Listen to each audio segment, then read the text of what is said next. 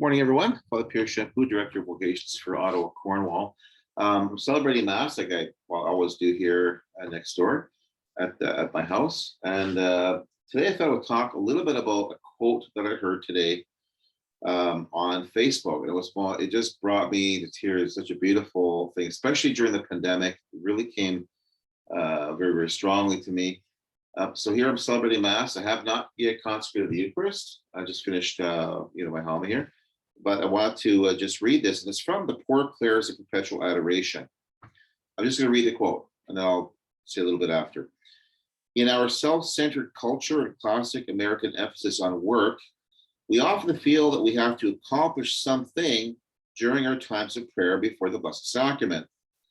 We rate our experience by how good our prayer was, how heartfelt or devotional was, or how focused we could remain. Yet prayer and contemplation are fundamentally God's work, in which we're invited to participate. We need only to give him the opening, he'll do the rest. By coming to adoration, we are handing him the keys to our hearts, allowing the rays of his love and grace to bathe our souls in the light of his presence, as the rays of the sun bathe our bodies in light. If we can take the time to pull away from the busyness and distractions of life and just sit at his feet, he will lead us. Amen. So I was when I was reading that, I was thinking that during the pandemic, I'll just be honest with you, it's been a year and 3 months already. We've been working through all this. And sometimes I wonder, what am I doing? Like, am I good enough? Am I prayerful enough? It's almost like waiting for God to give me a pat in the back or a chastisement and say, so I'm making use of confession. Usually every week I go to confession because I need it. But I'm thinking about, just in terms of my priesthood, attractive vocations, can I do more? Am I doing, can I do things differently, whatever? And today's quote helped me realize that I have, like many of people in society, given into the cult of performativity, that we're defined by what we do and not by who we are by God himself. And so this quote from the Poor Clares really brings it to the fore. Because if we look at the devil is a legalist. In other words, he's always looking at, it says in Revelation, where it says, the great accuser of brothers is cast out, who 90 accuse them before God himself, right? We know that passage. And it's true, I think, in everyday life, that we play the old tapes from our childhood, like, I'm not smart enough, my marks aren't good enough, I didn't do enough today. And so when we're in a pandemic where we're forced to stay at home and in this lockdown situation, we could give into these really depressed attitudes. And some people even go further than that.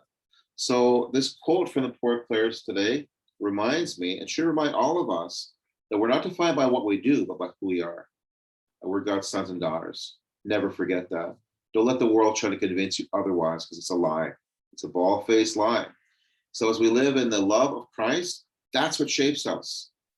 That's what shapes us. It keeps us rooted in our Catholic roots, so that when we actually go out and do the works of God, I think like the Benedictine motto, ora et labora, work and prayer, that's where they complement each other. By not working for the sense of getting a pat in the back by somebody, say, oh, you did a good job there, because we can't please. We're not called to be people pleasers. We're called to live as the sons and daughters of God. And when we're filled with his spirit, we're filled with the love of God, that everything we do starts to bear real fruit. And so that's all I wanted to say today. So have a great day as you go about your business. A beautiful day. Get out for a walk, do something, try to offer a word of encouragement to someone else, pray the beads. And if you're able to go to a chapel, make an adoration, great.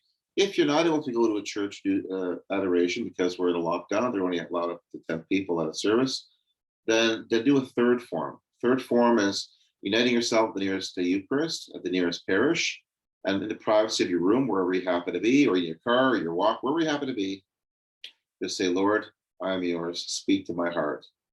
And he will speak to you. Don't get wrapped up into, well, unless I do this and this and this, I'm not going to please God. That's not going to please him. It's going to just get you more and more frustrated. So just live in the presence of God, like you are in the arms of your parents when you're a child, being embraced by your parent. Okay, God bless you.